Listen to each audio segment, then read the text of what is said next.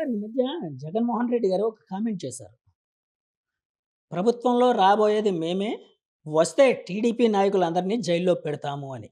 హ్మ్. దానికి సంబంధించి ఏంటి సార్ అసలేంటి ఆయన అంటే నెక్స్ట్ 2029 ఎలక్షన్స్‌లో వాళ్ళు రాబోతున్నారే అని అంత బలంగా నమ్మడానికి కారణం ఏంటి? మీ మీద అసంతృప్తి ఉందా ఏంటి? ఆయన ఈ రాష్ట్రంలో ఉండట్లా. ఎక్కడో ఉండి ఇంటికి పరిమితమై ఇంటి గోడల మధ్య లెక్కలేసుకుంటూ ఉన్నట్టున్నాడు. రాష్ట్రంలో ప్రజలందరూ సంతృప్తిగా ఉన్నారు. ఆనందంగా ఉన్నారు. శని విరగడయిందనే ఫీలింగ్‌లో ఉన్నారు.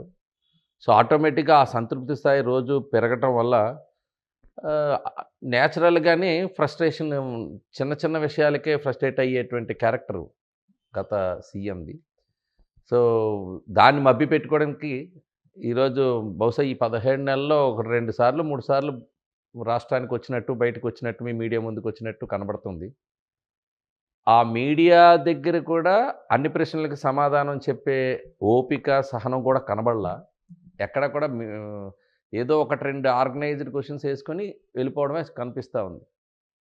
సో, విమర్శని ఎదుర్కోలేనటువంటి వ్యక్తిత్వం, అసెంబ్లీకి రావటానికి కూడా భయపడేటువంటి వ్యక్తిత్వం, ఏ రకంగా ప్రభుత్వాన్ని ఏర్పాటు చేస్తే నాకు అర్థం కాల. అసల సో, ప్రజలు కూడా గ్రహిస్తున్నారు. చాలా ఆహ్, దీనిలో ప్రజలు, ఆంధ్ర రాష్ట్ర ప్రజలు అన్నీ జూసారు.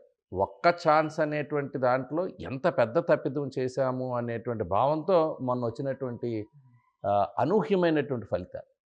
ఆ ఒక్క ఛాన్స్ అనేటువంటిది మన రాష్ట్ర ప్రగతికి ఒక 20 ఏళ్ళు వెనక్కి తీసుకెళ్ళిపోయినటువంటి భావనలో ఉన్నారు గాబట్టి, అసలు ఆ అవకాశం, ఆ స్కోపు అనేటువంటిది వాళ్ళ నాయకులకే ఈరోజు. ఆయన చెప్తున్న మాటలు వాళ్ళ నాయకులే నమ్మే పరిస్థితిలో లేరు. ప్రజల సంగతి పక్కన పెట్టండి. సార్ ఇప్పుడు ఒక్క ఛాన్స్ అని చెప్పి జగన్మోహన్ రెడ్డి గారికి ఇచ్చిన జనం ఏదైతే అవకాశం ఇచ్చిన జనం ఇప్పుడు బాధపడి తర్వాత మిమ్మల్ని గెలిపించారని మీరన్నారు. సో, ట్రెమెండస్ ఒక అద్భుతమైన మెజారిటీతో గెలిచారు. అసలెవరు ఊహించింది. కానీ ఇప్పుడు జగన్మోహన్ రెడ్డి గారు ఏమంటున్నారంటే, ఒక్క ఛాన్స్ కూటమికెందుకిచ్చాము అని జనాలు ఫీల్ అవుతున్నారు. అందుకే 1,00,00,000 మంది సంతకాలు మాకు పెట్టారు. ప్రభుత్వం మీద వ్యతిరేకతని మీరందరూ మెడికల్ కాలేజీలకి సంబంధించిన దాని మీద ఇష్యూ మీద 1,00,00,000 మంది ప్రజలు మీ మీ మీ ముందుకొచ్చి అసలు మీరు చేశారని. ఇది ఎంత హాస్యాస్పదం అంటే, 1,00,00,000 సంతకాలంటే మీరు నమ్ముతున్నారా? ఈ రాష్ట్ర జనాభా ఎంత? 5,00,00,000 జనాభా ఉంది. మీరు సంతకం పెట్టారా? మీ కెమెరామాన్ సంతకం పెట్టారా? అంటే ప్రతి ఐదుగురిలో ఒకరు సంతకం పెట్టాలి. రాష్ట్రంలో చిన్న పిల్లల నుంచి అంగన్వాడీ సెంటర్లు, స్కూళ్ళు, లేపోతే ఉద్యోగస్తులు, ప్రభుత్వ కార్యాలయాలు, ఇతరత్ర రైతాంగం అనేక సెక్టార్స్‌లో ఉన్నారు. ఎక్కడ ఈ సిగ్నేచర్ క్యాంపెయిన్ జరిగినట్టు గాని, ఎక్కడ దానికంత జరిగినట్టు గాలా. దీన్ని ఒక మసిపూసి మారేడుకాయ చేసి ఏదో ఒక చెప్పాలనే ప్రయత్నం చేశారు గానీ, 1,00,00,000 సంతకాలనేటువంటిది ఇది అందరూ నవ్వుకుంటున్నారు. ఇది వాస్తవం గాదు. అందరికీ తెలిసిందే. ఆ మెడికల్ కాలేజీ ఇష్యూని తీసుకొని వెళ్ళాలనే ప్రయత్నంలో భాగంగా 1,00,00,000 అంటేనే గాని దానికి ఆ ఇంపాక్ట్ రాదనే ప్రయత్నం చేశారనేటువంటిది నా భావన. ఏదైనా సరే ఒక నిర్ణయం కాలేజీల విషయం వచ్చేటప్పుడు ఈ రాష్ట్రంలో మెడికల్ కాలేజెస్ ఇమ్మీడియేట్‌గా ఇన్‌ఫ్రాస్ట్రక్చర్‌తో కూడినటువంటి మెడికల్ కాలేజెస్ అందరికీ కూడా అడ్మిషన్స్ ఏం డిస్టర్బ్ ఈ ఈ నిర్ణయం వల్ల పీపీపీ మోడ్‌లో ఎక్కడ కూడా విద్యార్థి నష్టపోవటం లేదు. మెడికల్ కాలేజ్ అనగానే ముందు డాక్టర్లు తయారు కావాలి.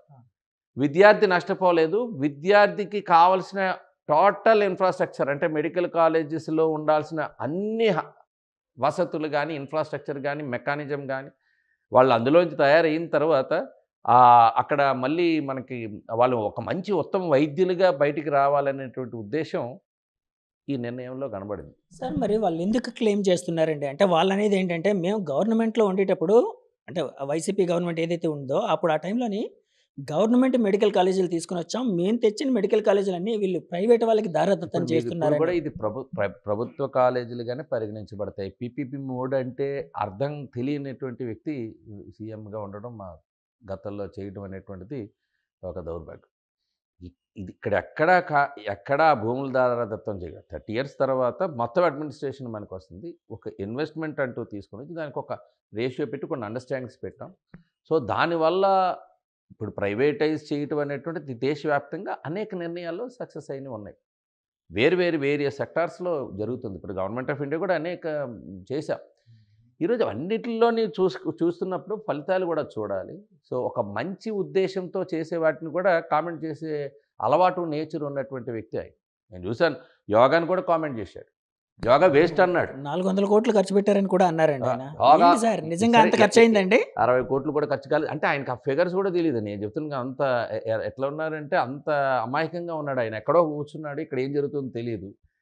యోగా వేస్ట్ అని అన్నాక ఇంక మీకేమర్థం అవుద్ది? మీకు ఆయన ముఖ్యమంత్రిగా ఉన్నప్పుడు కోవిడ్‌కి బిగినింగ్‌లో ఉన్నప్పుడు జస్ట్ ఇలా బ్లీచింగ్ జల్లేసి ఒక పారాసిటమాల్ మాత్ర ఏస్తే సరిపోద్ది, కోవిడ్ పారిపోద్దన్నాడు. 3 నెలల తర్వాత లాక్‌డౌన్‌లో ఉన్నాం. గుర్తుపెట్టుకోండి ఒకసారి. అంటే ఆయన చాలా ఈజీగా ఏదో దాన్ని అసలు చాలా చులకనగా మాట్లాడడం అలవాటైంది. ఒక బాధ్యతగా ఉన్నటువంటి వ్యక్తి. కానీ సమా ఆ తర్వాత వాళ్ళే క్లెయిమ్ చేశారు కదండీ. డాక్టర్స్ కూడా పారాసిటమాలే వాడమన్నారు. బ్లీచింగ్ అంతా జాగ్రత్తగా మీకర్థం మీ వాళ్ళు క్లెయిమ్ చేశారు. నేనంటున్న తర్వాత లాక్‌డౌన్ ఎవరు పెట్టారు? ఆయనే పెట్టాడుగా. ఆ! నువ్వు అంత ఈజీనెస్ చెప్పినప్పుడు అది స్ప్రెడ్ అయింది కదా. అంటే వాళ్ళు నే జగన్మోహన్ రెడ్డి గారు నేను చాలా నేను చాలా అంటుంది విజన్‌తో నీకు మాట్లాడారు అప్పుడు నేనంటుంది అన్నట్టు. పారాసిటమాల్ అనేటువంటిది గానీ, జ్వరం మాత్ర గానీ ఏదేమోనండి. మాత్రలు ఏస్తే ఎళ్ళిపోద్ది. మీరు జాగ్రత్తగా బాహాటంగా తిరగండి అన్నాడు. ఎంతమంది చనిపోయారు? జాగ్రత్తలు చెప్పిందేంటి? ఎందుకు లాక్‌డౌన్ అన్నారు? ఎందుకు మీరు కొంచెం జాగ్రత్తలు పాటించండి అనేటువంటి సంకేతం ఎందుకు చెప్పారు ఆ రోజు? డబ్ల్యూహెచ్ఓ నార్మ్స్ ప్రకారం అందరికీ ఒక గైడ్‌లైన్స్ వచ్చినప్పుడు ఈయన మాత్రం డిఫరెంట్‌గా చెప్పి ప్రజల్ని డెలిబరేట్‌గా వదిలేసేయడం వల్ల ఫాస్ట్‌గా స్ప్రెడ్ అయ్యి ఎక్కువ మంది చావుకు కారణమైంది. వెంటనే బెడ్స్ కూడా ఆపరేట్ చేయలేకపోయినారు. ఆ రోజు హాస్పిటల్స్‌లో బెడ్స్ దొరక్క ఎంతమంది ఇబ్బందులు పడ్డారు. ఇప్పటికీ అనేక ఫ్యామిలీస్ రూయిన్ అయిపోయాయి. నేను అనేటిది ఒక బాధ్యత కలిగిన వ్యక్తి ఈజీగా మాట్లాడకూడదంటాను. చాలా కేర్‌లెస్‌గా మాట్లాడకూడదు. చులకనగా మాట్లాడు. ఈరోజు యోగాదే ఇప్పుడు మీరేమంటారు? యోగాది కూడా వేస్ట్ అంటారా? యోగా వేస్ట్ అన్నోళ్ళు ఎవరైనా ఉంటారండి? ఈరోజు అసలు మేము గూడా అసలు మేము ఊహించలా. మా నాయకుడు చంద్రబాబు నాయుడు గారు కలెక్టర్స్ అందరినీ కూడా కాన్ఫరెన్స్‌లో తీసుకొని యోగా ఇంటర్నేషనల్ డే చేశారు. ప్రపంచవ్యాప్తంగా యోగాని మన దేశ సంపద. ఇది మన దేశంలో ఉండేటువంటి ప్రాచీన కళ. ప్రపంచానికి చాటుదాం అని ఒక ఆలోచన చేసి వైజాగ్‌కి తీసుకొచ్చినప్పుడు వైజాగ్ బ్రాండింగ్ గూడా తీసుకొని వచ్చి ప్రపంచం చూస్తుంది విశాఖపట్నం. బీచ్ రోడ్‌లోని ఇది పెడదాం. ఇదొక పెద్ద ఈవెంటే కాదు. దానిలో అందరిని భాగస్వామ్యం చేయడం వల్ల అదొక కల్చర్ పెరుగుతుంది. అందరూ పార్టిసిపేట్ చేస్తారు. యంగ్‌స్టర్స్ గానీ, యువత అందరూ దీనిలో పార్టిసిపేట్ చేయడం వల్ల ఇదొక క్యాంపెయిన్ మోడ్‌లో ఎళ్తుందనే ఉద్దేశంతో వైజాగ్ చేస్తే, మేమనుకున్నాం అసలు అంతమంది పార్టిసిపేట్ చేస్తారా అని. ఏవండీ 2-4 ఎవరైనా అర్ధరాత్రి 2 గంటలు, 4 గంటలు, 5 గంటలకి చాలా చక్కగా నిద్ర అంటే డీప్ స్లీప్‌లో ఎళ్తా ఉంటాం. అలాంటి సమయంలో మొబిలైజ్ చేయాలి. జనరల్‌గా మొబిలైజేషన్ అనేటువంటిది డే టైమ్ కూడా 10, 11 గంటలకు ఏదైనా సభలకో, లేదా సాయంత్రం సభలో పెడుతూ ఉంటాం. ఎందుకంటే లక్షలాది మందిని ఎవరైనా గ్యాదర్ చేయాలంటే. ఎందుకంటే కొంచెం ఈజీగా మొబిలైజ్ అవుతారు. ఆ టైం అయితే వాళ్ళకి కాస్త అన్ని పనులు చూసుకొనొస్తారు. బట్ ఇది అర్ధరాత్రి 2 గంటలకి అంటే ప్రజల్లో ఆ ఇంట్రెస్ట్ లేకపోతే అంతమంది రాగలుగుతారా? అనుకున్న దానికంటే, ఊహించిన దానికంటే ఎక్కువొచ్చి ఆ రోజు గిన్నిస్ బుక్ ఆఫ్ వరల్డ్ రికార్డ్‌కి వెళ్ళింది. అంటే ఎందుకంటే ఆరోగ్యం పట్ల, కుటుంబం పట్ల ఒక బాధ్యత కలిగిన వాళ్ళందరూ కూడా కదిలారు. ఇక్కడే కాదు ఎక్కడికక్కడ ఎవరి కాళ్ళు స్వచ్ఛందంగా చేసుకున్నారు రాష్ట్రం అంతా.